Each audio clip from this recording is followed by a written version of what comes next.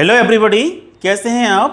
I hope you are fit and fine. So let's start our topic active and passive voice. हमने previous video में active और passive voice के जो basic rules हैं उन rules को देखा था और उनको समझा था। और आज के वीडियो में हम एक्टिव वॉइस को पैसिव वॉइस में चेंज करना सीखेंगे टेंस वाइज।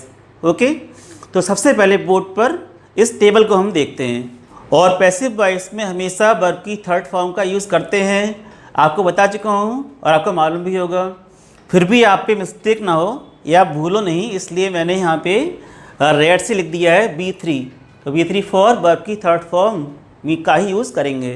ओके, अब इस टेबल के अकॉर्डिंग या टेबल की हेल्प से टेंस वाइज एक्टिव वॉइस को पैसिव वॉइस में हम चेंज कैसे कर सकते हैं उसको मैं आपको समझाता हूँ।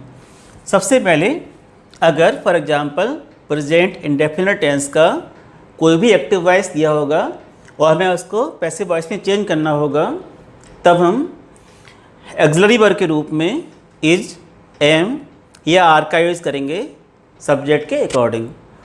और अगर पास्ट इंडेफिनिट टेंस का कोई एक्टिव वॉइस दिया होगा तब हम वहाँ पर पैसिव वॉइस में हेल्पिंग वर्ब के रूप में वाज या वर्ब का यूज़ करेंगे सब्जेक्ट के अकॉर्डिंग।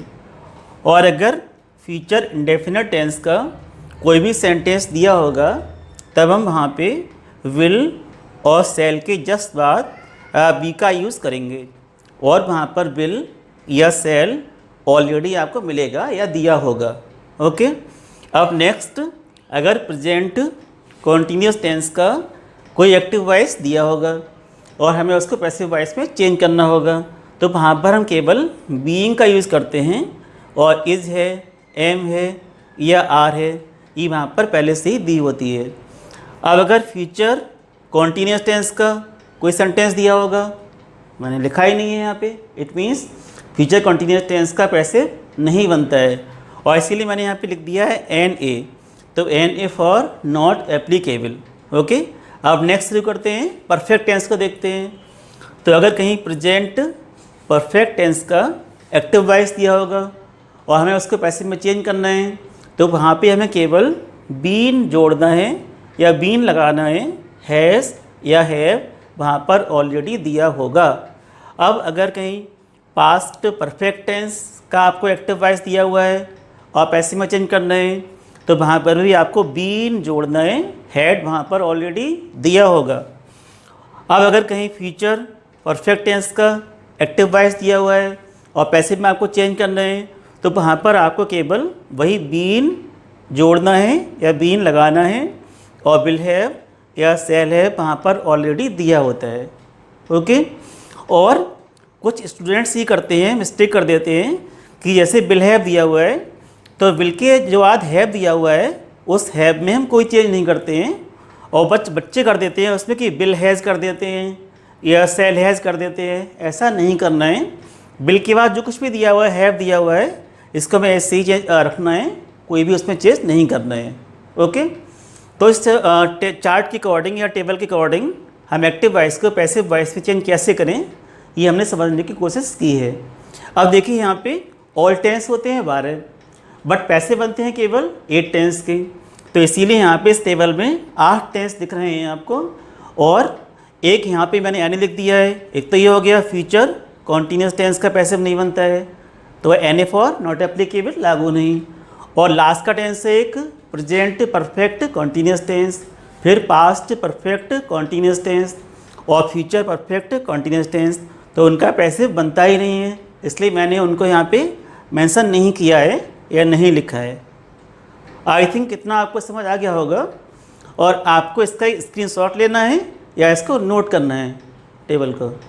और उसके बाद हम शुरू करते हैं प्रेजेंट इंडेफिनिट टेंस के एक्टिव वॉइस को पैसिव वॉइस में चेंज करना। तो स्क्रीनशॉट ले लीजिए।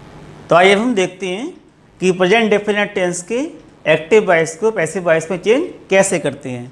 तो सबसे पहले मैंने यहाँ पे प्रेजेंट इंडेफिनिट टेंस के एक्टिव वॉइस का स्ट्रक्चर लिखा हुआ है।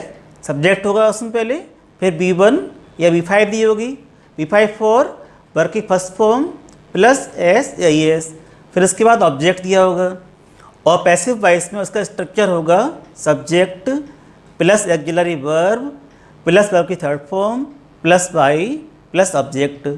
और ये स्ट्रक्चर है केवल इसके अफर्मेटिव सेंटेंसेस का।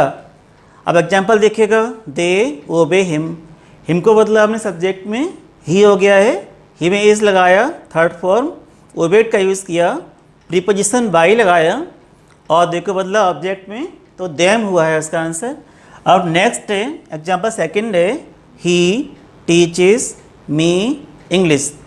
अब मैंने यहाँ पे इसको रेड से ओवर सर्कल किया हुआ है या ओवल किया हुआ है, क्योंकि यहाँ पे ऑब्जेक्ट जो हैं वो एक बार में दो दिए हुए हैं, एक लिविंग ऑब्जेक्ट दिया हुआ है और एक नॉन लिविंग ऑब्जेक्ट दिया हुआ है। तो ऐसी कंडीशन में अगर कोई एक्टिव वॉइस दिया होता है और हमें उसको पैसिव में चेंज करना होता है, तब हम जो लिविंग ऑब्जेक्ट होता है उसको चेंज करते हैं सब्जेक्ट में और नॉन लिविंग को लगाते हैं थर्ड फॉर्म के जस्ट बाद या बाई के जस्ट पहले। तो देखिए इस एग्जांपल को हमने कैसे चेंज किया है। इसको मी यहाँ पे लिविंग ऑब्जेक्ट था तो इसको हमने बदला सब्जेक्ट में, आई हो गया है, आई में एम लगाते हैं और टीच की थर्ड फॉर्म टॉट होती है, टॉट लगाया और जो नॉन लिविंग ऑब्जेक्ट है उसको लगाया थर्ड फॉर्म के जस्ट बाद या वाई के जस्ट पहले। तो इंग्लिश यहाँ पे लगा दिया बाई हिम। ये ऐसे बनाते हैं। बट अगर हमें नॉन लिविंग ऑब्जेक्ट को फोकस करना होता है, आई रिपीट, बट हमें नॉन लिविंग ऑब्जेक्ट को फोकस करना होता है या हाईलाइट करना होता है, तो ऐसी कंडीशन में हम जो नॉन लिविंग ऑब्जेक्ट है उसको भी सब्जेक्ट के प्लेस पे लगा सकते हैं या सब्जेक्ट बना करके भी वो एक्टिव वॉइस पैसिव वॉइस में बन जाएगा। बट वहाँ पर थर्ड फॉर्म के जस्ट बाद प्रीपोजिशन टू लगाना पड़ता है और उसके बाद जो लिविंग ऑब्जेक्ट होते हैं वो लगाना पड़ता है। ओके, अब नेक्स्ट स्ट्रक्चर लिखा है मैंने नेगेटिव सेंटेंसेस का। तो ये पहले देखते हैं एक्टिव वॉइस का स्ट्रक्चर क्या होगा। सब्जेक्ट दिया होगा, डू नॉट दिया होगा या डज नॉट दिया होगा, फिर वर्ब की फर्स्ट फॉर्म दी होगी इसमें, फिर ऑब्जेक्ट दिया होता है। अब देखिए स्ट्रक्चर पैसिव का क्या होगा, सब्जेक्ट लगाएंगे, फिर इज एम या आर का यूज़ करेंगे सब्जेक्ट के अकॉर्डिंग, फिर इसके बाद नॉट लगाएंगे, थर्ड फॉर्म लगाएंगे, वाई लगाएंगे, फिर आएगा ऑब्जेक्ट। अब इसका एग्जांपल देखिएगा, फर्स्ट है मोहन डजंट नो हिम। अब हमें इसको चेंज करना है पैसिव वॉइस में, तो हिम का ऑब्जेक्ट हुआ ही, हमने ही लगाया, इज़ लगाया, नॉट लगाया और नो की थर्ड फॉर्म होती है वो होती है नोन, तो हमने नोन लगाया, नून का यूज़ किया और नून का यूज़ करने के बाद यहाँ पे हमने वाई का यूज़ नहीं किया है बिकॉज नून के बाद वाई नहीं आता है, टू आता है, तो टू लगाया और मोहन को हमने लगाया ऑब्जेक्ट के स्थान पे, तो ये ऑब्जेक्ट बन गया है यहाँ पे, तो टू मोहन। अब नेक्स्ट एग्जांपल है, इसमें है दे नेबर प्ले क्रिकेट। अब इसमें क्या कमी है, इसमें डू या डस नहीं दिया हुआ है, तो ऐसा कोई नेगेटिव स्टेंस का जिसमें नेबर दिया हुआ है तो वहाँ पे डू या डस नहीं आता है नेगेटिव में, केवल नेवर दिया होता है और B1 या B5 दी होती है। तो इसको हम चेंज वैसे ही करते हैं, इसमें डू और डस दिया हुआ है, इसमें डू डस नहीं दिया हुआ है, बट चेंज करने का रूल इसका वही है।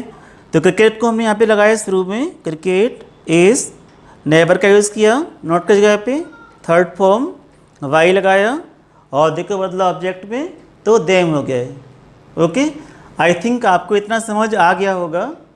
तो इसके बाद हम शुरू करते हैं अब इंटरोगेटिव सेंटेंसेस को कैसे चेंज करें एक्टिव वॉइस से पैसिव वॉइस में। तो देखिए स्ट्रक्चर है हमारा इंटरोगेटिव सेंटेंसेस का।